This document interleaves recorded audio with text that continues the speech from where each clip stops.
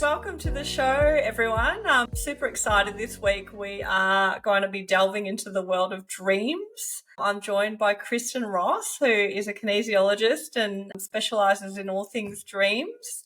Welcome, Kristen. Thank you. Thanks for having me. Thank you so much. So I know you from your kinesiology work, which you've been doing for a very long time. Yeah, I think 16 years now. 16 wow, years. 16 years. No way. Yeah, really. I've seen people's journeys, from, I've got a client now who was, I think, about 12, 13 when I started, and she's in her 20s now, and she's married. And wow. Yeah. Oh, that must be really rewarding to see people's lives changing. If they've been clients for so long, you get to watch their journey and you can see how you've helped them and watch them unfold, right? It's my favorite part of the work that I do is being able to follow the journeys of my clients. And even to the point where I have clients who I saw in my first weeks of practice still returning and, their life changing. And I get to, I guess, live vicariously. Sometimes when I have these exciting things happen, I get to experience that with them, which is, super rewarding. Amazing. Oh, it's so cool. But what actually got you into kinesiology, can I ask? What? Do you want to hear the interesting story? I'd love to. Yeah, whatever you want to share. We'd love to hear. This is the story I do tell to anyone who asks how I got into So I was working for the circus. I ran away to join the circus at some point. Yeah. I think I remember hearing that. That's so cool. But even though the circus was meant to be this place of joy and fun, I was managing the students who were learning to be circus performers, professional circus performers, and managing them going out into the industry. So prior to that, I was an agent, an active agent. And, but what I found was that their problems are they all had problems. Whether you're a performer, or a circus performer, or whomever, those problems move with you through whatever. Yeah, well, we all have problems or things that come up in life, I suppose. So, I guess performers are not left out of that. Absolutely not, because they're often so highly empathetic too. They're artists. Absolutely. And what I wanted, what I was feeling, was that I really wanted to be able to help them, but help them not just on a career level, but to go deeper and to understand motivations that were blocking them from moving forward in their lives. And so I was looking into counselling courses when I heard, and it wasn't exactly the word kinesiology, it was something along the lines of, but it was enough for me to hear my inner voice pass through this word. I Googled it. So I used Google to find out what I was hearing. And wow, so it was actually like a clairaudient message that came. That's so cool. I love it. I was Googling counseling. I was sitting at work, mind you, not doing my work, but Googling counseling courses. And up came, and so I heard this word, I put it in courses, and up came these kinesiology courses, and I sent up an email or something, and the next weekend or the weekend after, whichever it was, there was an open day. So, as a matter of fact, and so I went along, and what I found in that open day through going through that process was that kinesiology was a space where people could work on their body, mind, and spirit.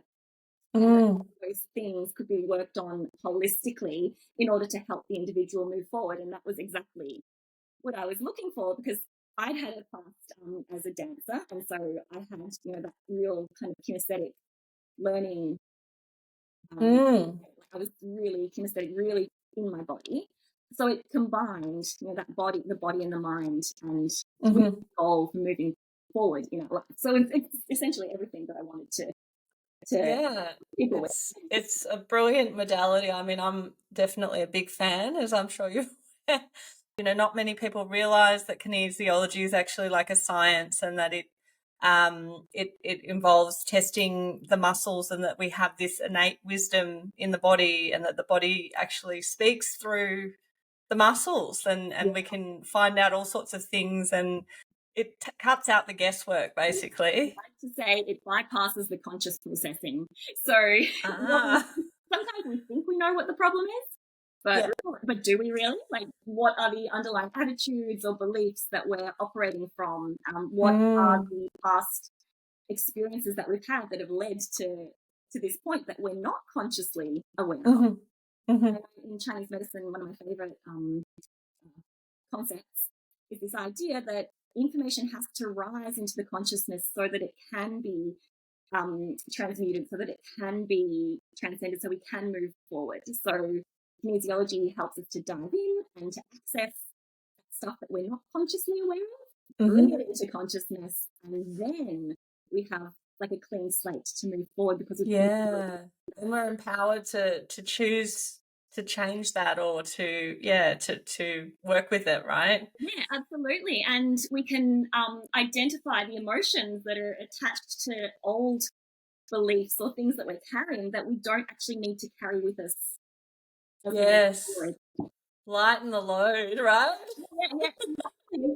Yeah, we call it a balance, but I always think of it as, like, my clients have always said to me they feel lighter after the session. Like, yes, that sense of weight, just shedding all the weight that we can carry. Yeah, I love that. So cool.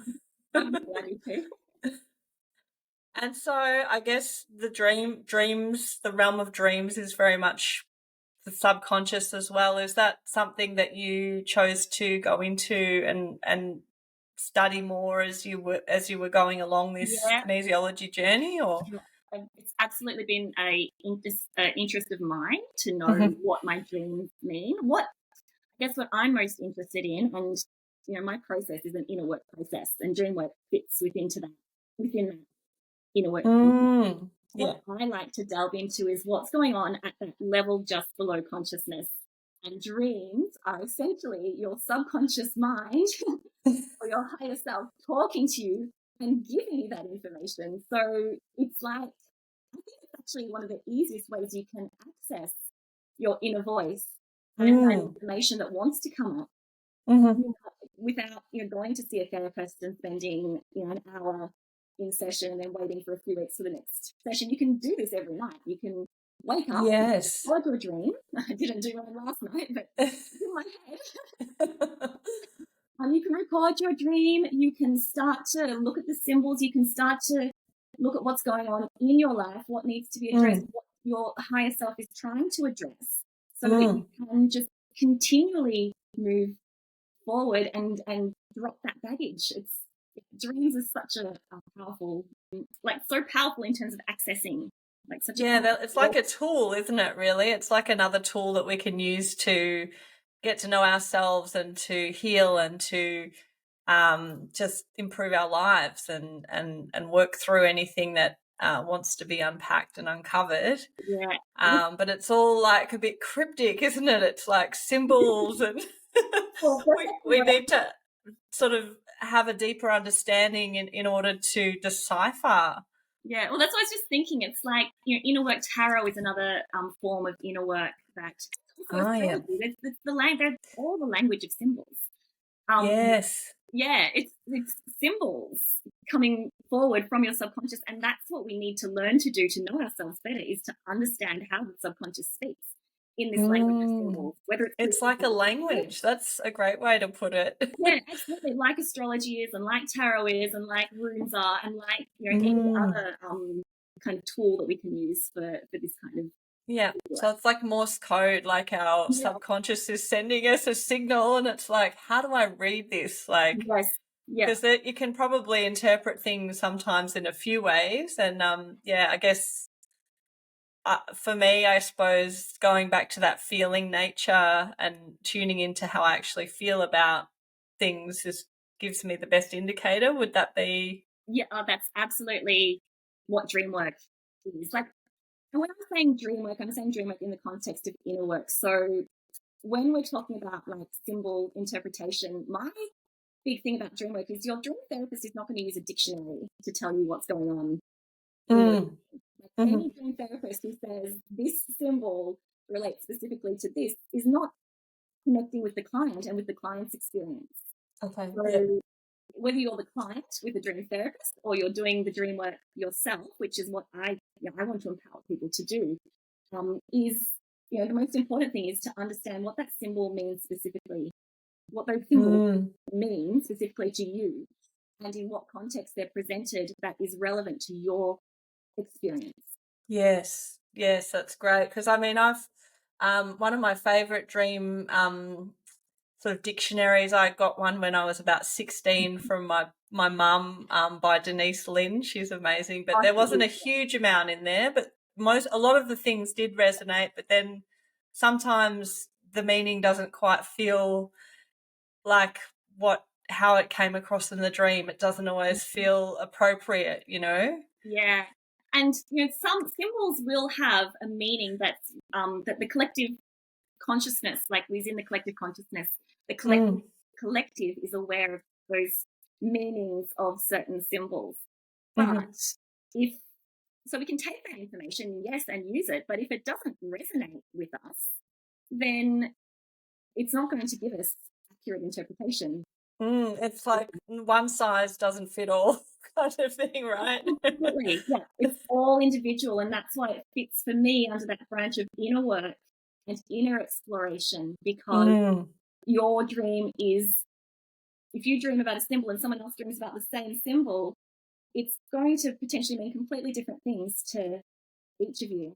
And it's important that you don't project and especially this happens a lot. People ask you, people ask people, what do you think this symbol means? And then they get an interpretation.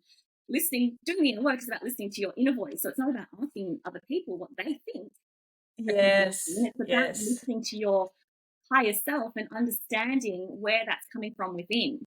I love that. And it's, very much in alignment with the intuition aspect of this show, where I really love the idea of encouraging people to access that. And the dreams is another way where we are able to really tune into ourselves and unpack and map out what's going on and reach that deeper understanding, so we can be more empowered and make better choices and be freer of anything holding us back, right? Yeah, absolutely. And that's really the path that, over the 16 years I've been practicing, the path that I'm headed down is that empowerment of the individual to do that work for themselves. Because even when you are seeing a counselor or a therapist, their role is just to provide that space to empower you to do that work. So that's my journey, is to create processes and create ways for people to really help themselves.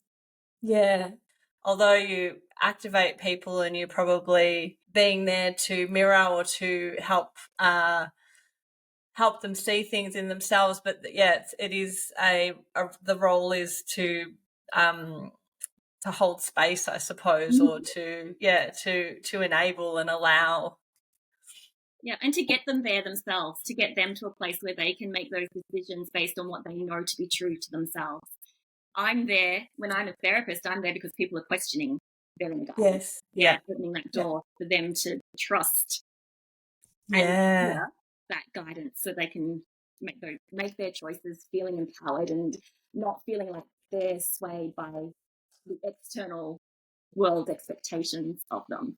Yes, beautiful. With dreams, does everybody dream? My grandfather said that he never dreamed, and my dad thinks that he doesn't dream in colour. So can we explore that? Yeah. What's the deal with that? My husband doesn't dream. Every now and then he'll come with a dream that he remembers.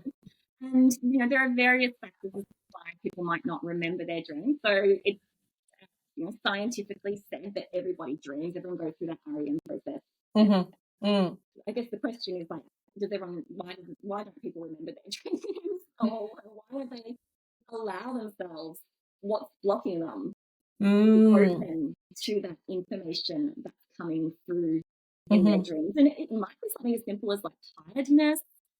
Yes. Upon waking, like going straight to the phone or whatever it is, straight into your head and into your thoughts, and just letting the dreams not giving them space.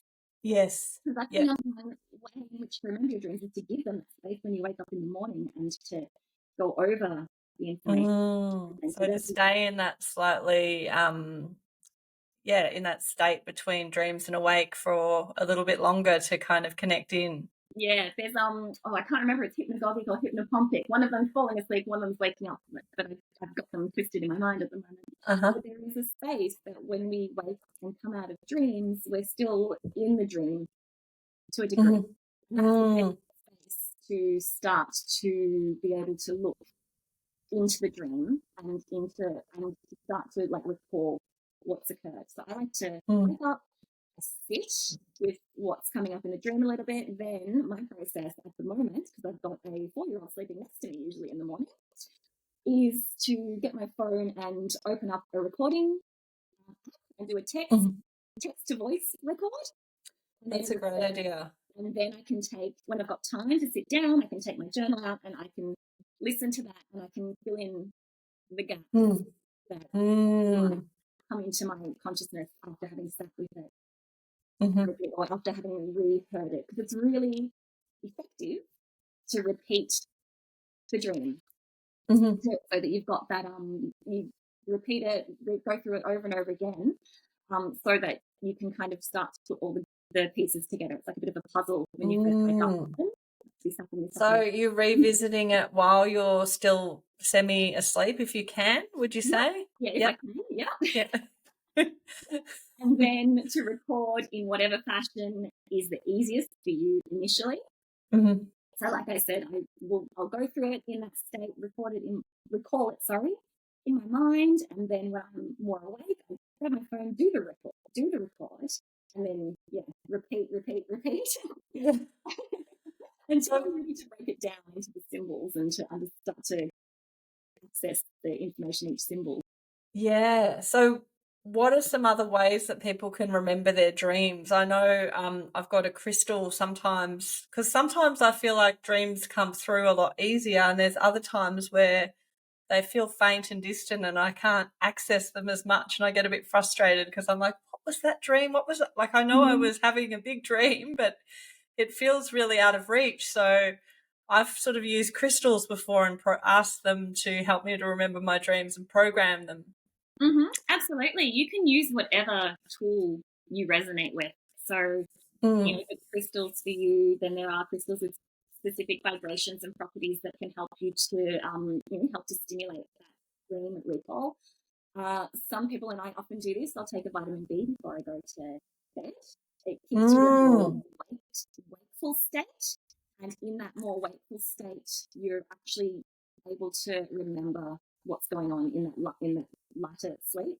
There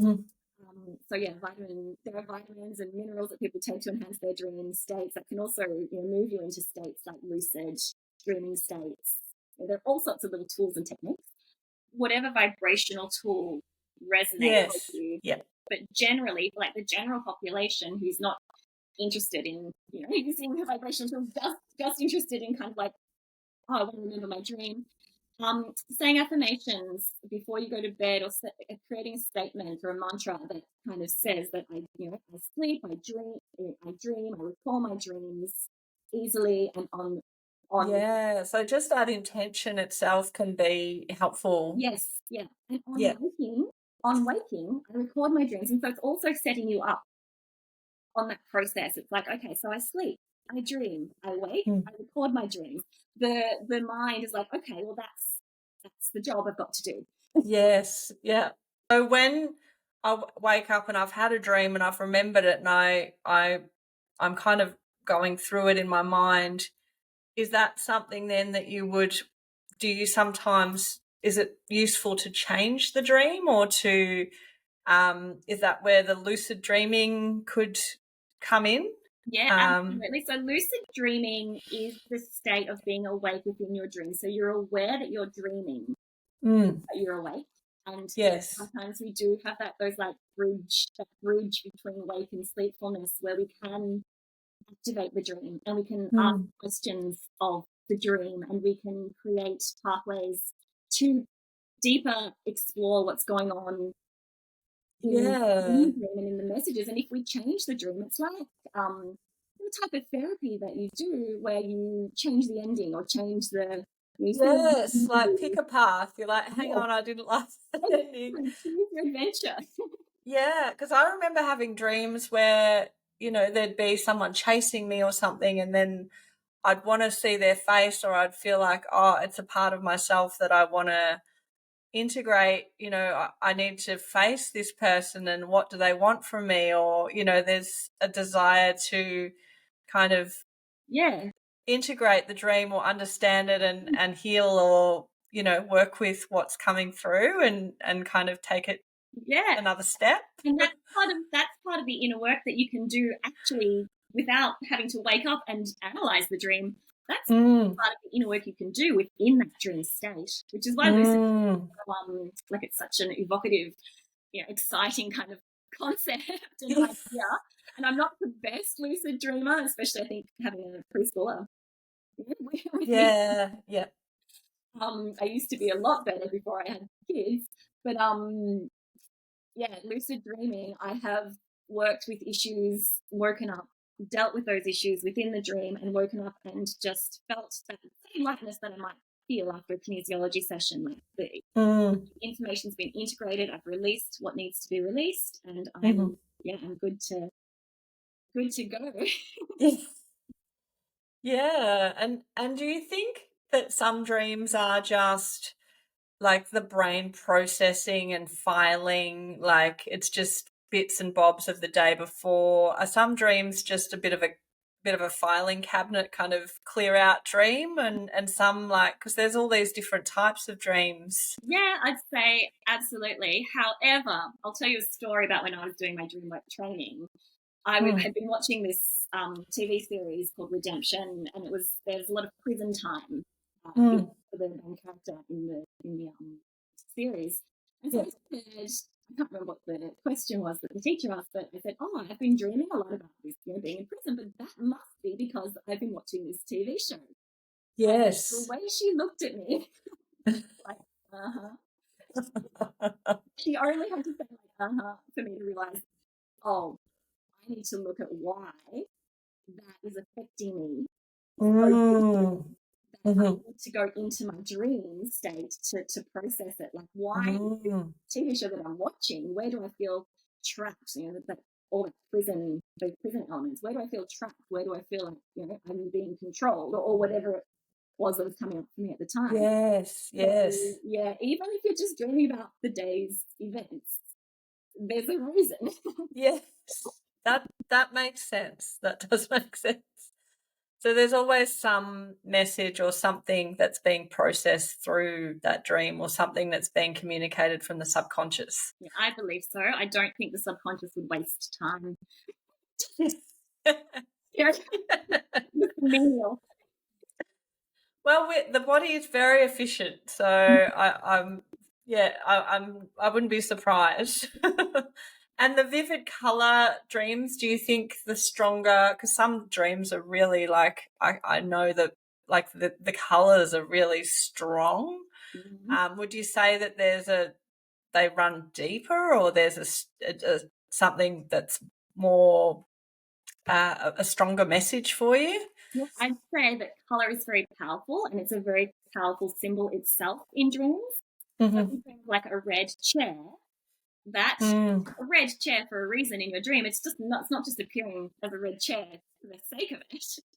So if that's a vibrantly vivid red chair, your attention's being drawn to that color, and then you would say, well, hey, let's look at the color from the chair. We'll bring them together at some point in our analysis. The color from the chair, and let's look at the color red.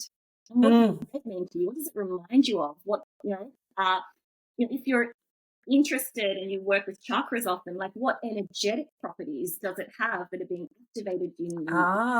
So those colors are in themselves super powerful symbols. If something is very, very vivid, the colors are very vivid, then we look at those colors because they're standing out for a reason. Love it. Okay. And what about dreaming about something that is that hasn't happened yet? So Yep. Precognitive dreams. Yep. Oh, you could call it. I had a dream years ago when I was in my 20s. I dreamed that it was probably about 4 or 6 months before I was in Europe. I dreamt of being on a train and three men stealing things from me, and we were going over a bridge, and then when I was in Europe, my boyfriend was robbed with, like, he had his bag stolen when we were at the train station by this organised group. But there was three men, and I could make a lot of links to the dream, and I was like, oh, that's weird. Yeah. So, yeah. Yeah, absolutely.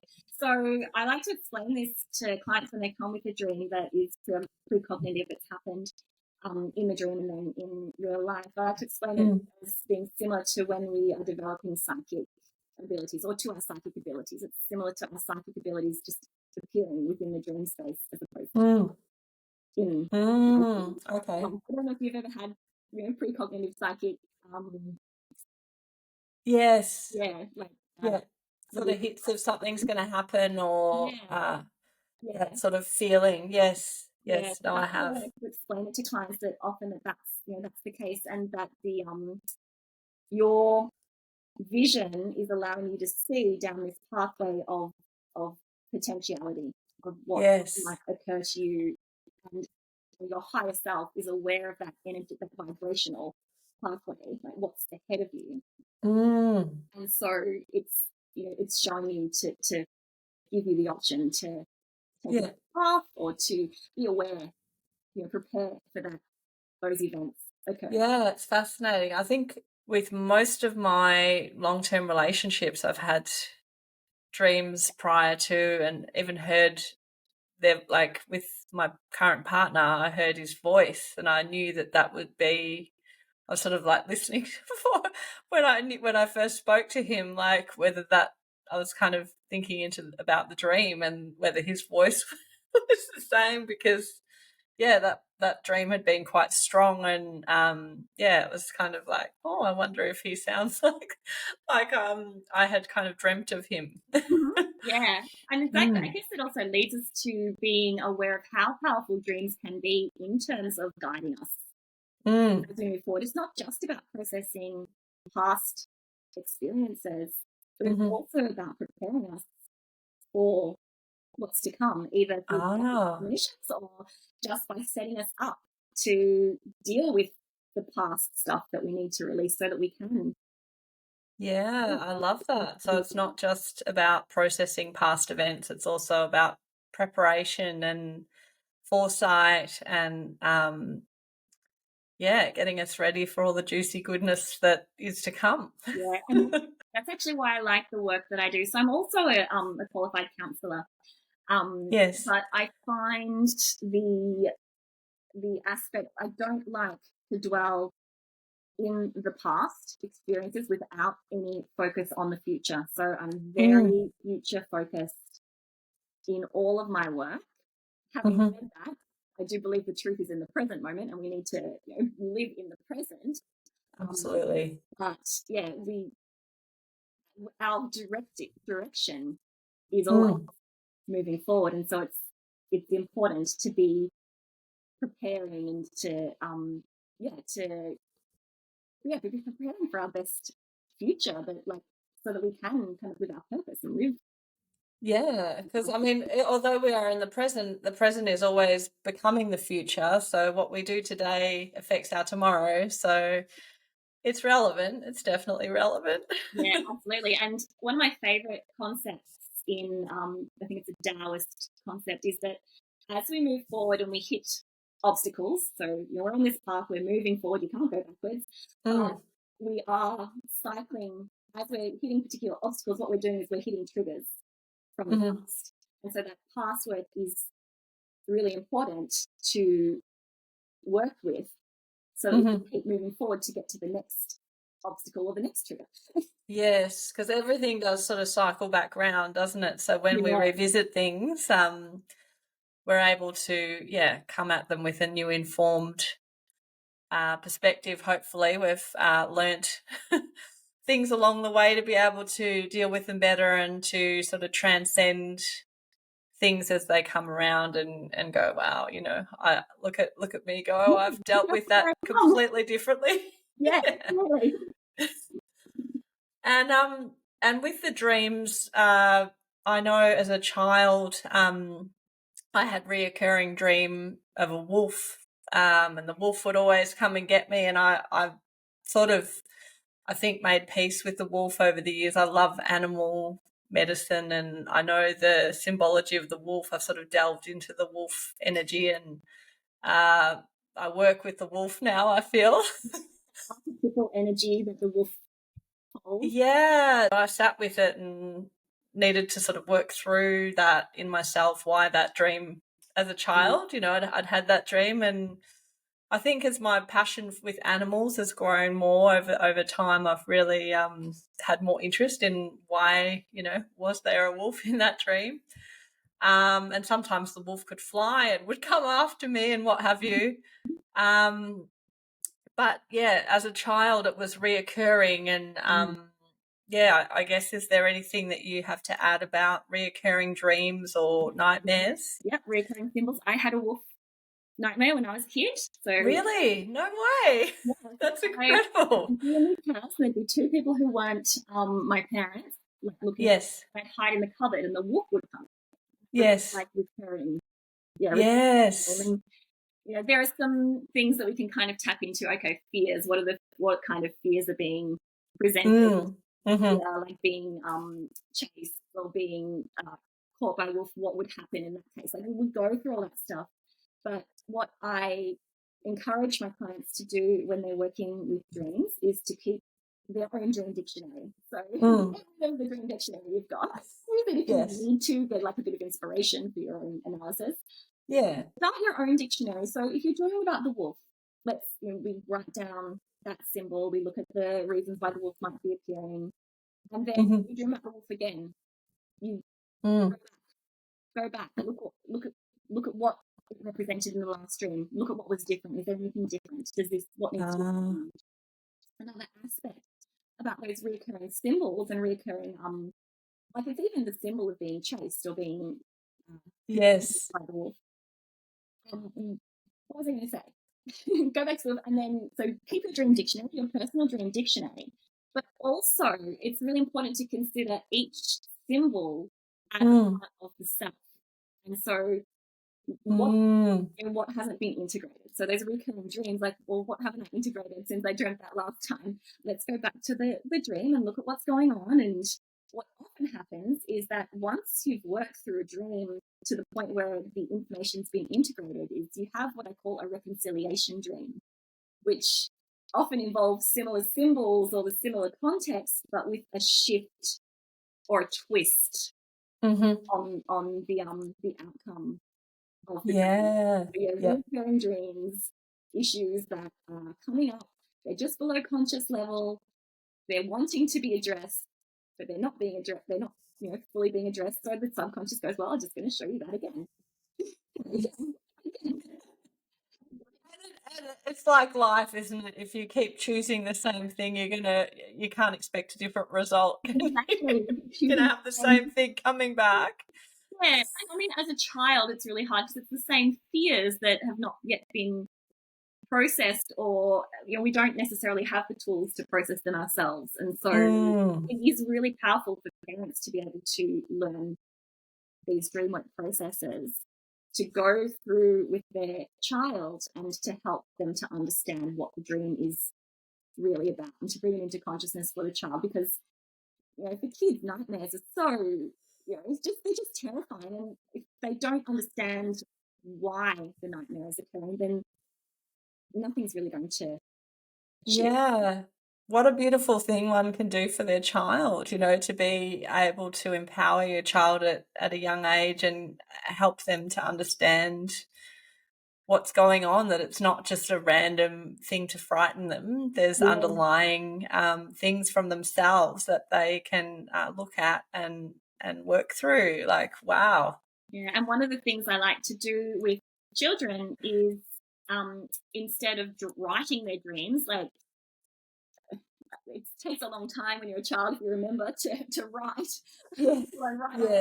That whole story that's just occurred is to just draw. And I often draw as well. If I'm with a client and they're telling me a dream, I'll draw the symbols and arrows between the symbols to understand what the context is between the different symbols, so that I can start to understand the pieces of the puzzle. So if you get the kids to draw the different pieces of the puzzle of their dream down, then you can look at each piece separately, understand what's going on, understand how what's going on in relation to the other pieces of the puzzle, and then the adult can take that role of asking the child, like, what does that remind you of in your life? Like, what does that remind you of what's going on at school, or whatever it is, to help them to get that context. And the drawing's a fantastic idea with children. Yeah, I thought it would be up your alley because you've done you do art therapy, artwork with the kids. So yes, no, it's brilliant. I mean, art is definitely a therapy, and children are natural, geniuses, natural artists, and that's a great way for them to explore it in a gentle way, I think. So yeah. And for adults, if you don't want to write paragraphs of what happened in your dream, you can voice record or voice to text like I do, but then you still have to read back through it.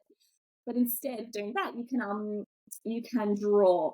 So whether you're writing or drawing, they're both as powerful as each other. If you're more inclined to draw, then I would suggest to draw your dream, notes around each symbol as to what was going on.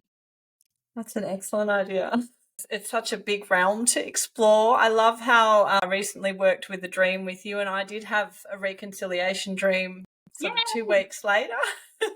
And it's fascinating sort of learning that, different people in dreams can, I think you're explaining to me how different people symbolize perhaps people in your life. So someone that maybe reminds you of your dad might show up.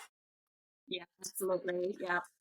I've got a great, just on one of the first dreams I ever really went in depth with. I couldn't work out this dream, and it had the artist formerly known as Prince. I think he went back to being Prince. Yeah. Anyway, he had this weird shaped nose, and it wasn't until, I could have worked on this dream for hours and hours, and it wasn't until I realised whose nose it was that he had that I understood the context of the dream. This nose was someone I can't remember if I was still dating or I had dated. And that whole kind of, the dream was all about like living in a mansion and the accolade and like wanting to be seen. And I didn't understand like wanting to be like a superstar. And until I saw the nose and realized who it was, I was still kind of a little bit lost in the cloud. Yeah. So there's all these clues. It's like a detective. You sort of have to be a detective with your dreams. So why does the mind do that? Because we're not ready to, like, when we're on the verge of consciously processing, it's like tipping out the puzzle pieces in front of you and going, this is what's going on. There's a big picture here. So this is how I'm going to help you put it together. Yeah. And I think you were saying to me that it feels safer for the subconscious to make it somebody else sometimes rather than your dad or your, whoever the dream is bringing something up that you're processing or wanting to work through. Or you're not wanting to process it in conscious. Yes, that inner conflict can be there, I guess, and that's where you're probably and with those sort of dreams, it's probably helpful to have a session or something like that where you can have some support to work through it and really, really get in there, right? Yeah, absolutely. If you want to, like, you've got a big dream and it's really troubling you and you haven't, you've gone through the process. Like, so I do have, I've passed on to you the dream symbol interpretation guide. If you've gone through that process, you still feel like you're having trouble, absolutely a session, because the great thing about the sessions is you also get insight into how to work the dream yourself. So it's the sessions will go through with you. I'll provide the space for you to work the dream. I will provide some intuitive insight. I do get like very kind of quick insights sometimes, but I'll always put those insights to you as a question as opposed to like, oh, this is what's happening. Yes. But also you come away from the sessions with the tools to work the dream even deeper. Yes. Love that. Goal to teach people how to work their own dreams so you don't have to be making an appointment every time you wake up. Yeah, no, I love that. I love, anything that empowers people to work through things themselves. Obviously, it's great to work with someone, and sometimes we all need that. Yeah, absolutely. But yeah, the more empowered we can be and the more we can help ourselves, I think that's also a really, really great way to be. It's great to have the tools, to have a toolkit and to be able to go to that if we need it, because, things always come up in life. We're in this duality together, and the more tools and awareness and understanding we have, the more we can go through life, and it's just an easier journey, I think. Yeah, and some people resonate with dream work. Some people will resonate with astrology for that kind of processing, or tarot, or journaling, or yoga, or meditation, whatever it is. Dream work is one tool that you can go to if your dreams are something that really stand out. Yeah, beautiful. So with your guide that you have, is that something that you're going to be making available for people? Yes, it will be available. It's interpretation guide. So essentially it takes you through my process, no dream dictionary necessary, to go through this process to help you to uncover the meaning of the symbols as they appear in your dreams. And kind of like the first layer of dream work or dream interpretation. It's probably also one of the most essential layers. So it just gives you the tools to learn how to do that so that you can then start to go deeper into that inner work process your dreams to create the life that you want to live. I love it. Yeah, it's so cool, and because everything has all the symbols mean something where it occurs, whether it's what people are showing up, or there's so many aspects or things that all have meaning, and symbology is so rich in our lives, isn't it? It's such a powerful tool, and that's how a lot of our guidance comes through with symbols and things. I would go, I go so far as to sometimes look at my waking life and the symbols within my waking life and to interpret them as though life is a dream. Yes, and it is, like Shakespeare says, right? Your perception of the world, which is essentially you believe what you see. So it's your beliefs that determine what it is that you're seeing in the world. Yes. Some of those symbols that are standing out to you and why you're seeing those symbols. Well, a lot of the ancient cultures, like the Australian traditional people, very much, they have the dream time, which is sort of like a daydreaming or going into the astral realms, as far as I understand it. I don't know that much about it. But yeah, we are very much in a dream and being able to create our dream to a certain extent, in many ways. Yeah. So yeah, I think daydreaming is a fantastic thing. I think most of my report cards as a child said always daydreaming out the window, So I think daydreaming is such an important thing, and it's not given enough credit, is it really? No. It's such a powerful thing that we can do because we're kind of dreaming when we're awake, and it's a powerful creative tool. Yeah, visualization within meditation, it's super powerful. So I say start with your dreams when you're asleep, and then you can move into this area of creation of your life when you're awake. Yeah, take it further. Yeah, absolutely. Love it. Well, thank you so much, Kristen. Thank you so much for having me on the podcast and getting my butt into gear.